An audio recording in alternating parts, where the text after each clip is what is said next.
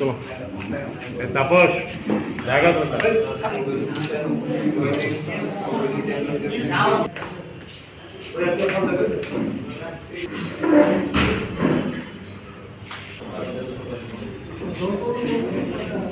এবারে বিগত দিনেও আপনাদের মাধ্যমে আমরা বহু সাহায্য পেয়েছি, আগামী দিনেও পাবো, যাতে কোনো অবস্থাতে আমরা পিছপা হব না যতক্ষণ পর্যন্ত আমাদের লিগ চালাবে। এই যে পেনশন আমরা পাই কত, 1000 টাকা 2000 টাকা। আজকালকার দিনে এই 2000 আর 1000 টাকা পান্তা ভাতের জলটাকে গরম করতে হলে হয় না। ঘুম থেকে উঠেই ঠাকুরকে দর্শন করার আগেই একটা গ্যাসের ট্যাবলেট খেতে হয়, একটা প্রেশারের ট্যাবলেট খেতে হয়, আর অন্য ওষুধ তো আছে। ডাক্তার বলে পরিশোধিত জল খাবেন 4 লিটার ডেলি। 4 লিটার জলের দাম 40 টাকা। আমি সারাদিনে পেনশনে পাই 50 টাকা। তাহলে আমার বাকি স্ত্রী, পুত্র, পরিবার, পরিজন, গ্যাসের বিল, কারেন্টের বিল, তারপরে এইসব জিনিস, বাড়ির ট্যাক্স, কোথার থেকে আমরা দেবো, কোথার থেকে আসবো? আমাদের জন্য তো আলাদা কোনো বাজার নেই। আমরা তো এই বাজারে খাই। কেন্দ্রীয় সরকার যেই বাজার থেকে ডাল চাল খায়, সেই বাজারে রাজ্য সরকারের কর্মচারীরাও খায়। সেইখানে আমরা ইপিএফের পেনশনাররাও একই বাজার।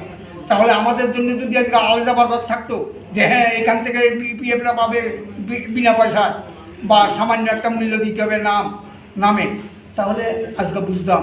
কিন্তু আমাদের জন্য আলাদা কোনো বাজার নেই, আলাদা কোনো কিছু নেই। বাজার তো হু হু করে বাড়ছে, বাজার তো আমার জন্য বন্ধ নেই।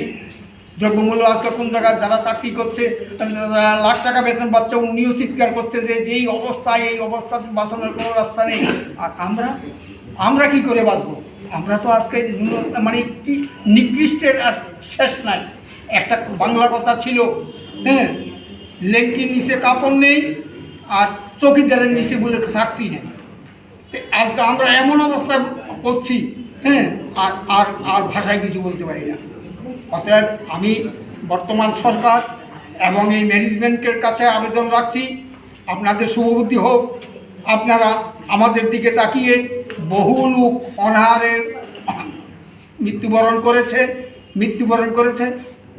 অনেকে কন্যাদায়গ্রস্ত, মেয়ের বিয়ে দিতে পারে না টাকার অভাবে, ছেলেকে উচ্চশিক্ষার জন্য বাইরে পাঠাতে পারে না, চিকিৎসা তো দূরের কথা।